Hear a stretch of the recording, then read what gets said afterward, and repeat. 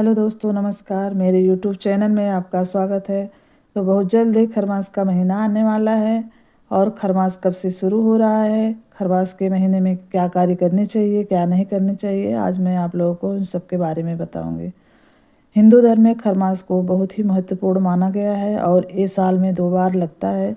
एक मार्च के महीने में 15 मार्च से 15 अप्रैल तक रहता है और दिसंबर में जो अभी लगने वाला है वो 16 दिसंबर से 15 जनवरी तक रहेगा। दोस्तों, जब सूर्य देव धनु राशि में प्रवेश करेंगे तब खरमास लगता है और इसी महीने की अवधि को खरमास कहा जाता है। और इस खरमास के महीने में शादी, मुंडन, गृह प्रवेश जैसे सभी कार्यों को नहीं करना चाहिए।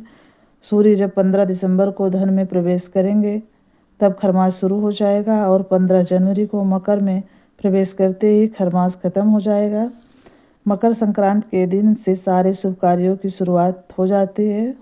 खरमास के महीने में पूजा पाठ, भक्ति और आध्यात्मिक साधना के लिए सबसे अच्छा समय माना जाता है।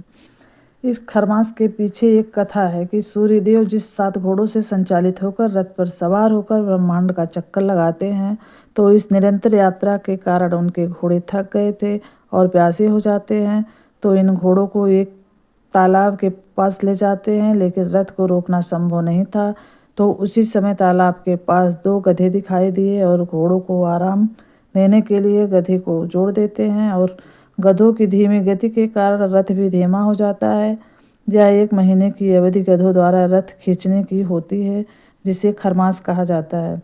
इसलिए 1 महीने के लिए सभी शुभ कार्य बंद हो जाते हैं और फिर मकर संक्रांति से शुभ कार्य की शुरुआत होती है। इस खरमास के महीने में धर्म, कर्म, साधना का महीना माना जाता है। इस खरमास महीने में ओम नमो भगवते वासुदेवाय का जाप अत्यंत फलदायी माना जाता है।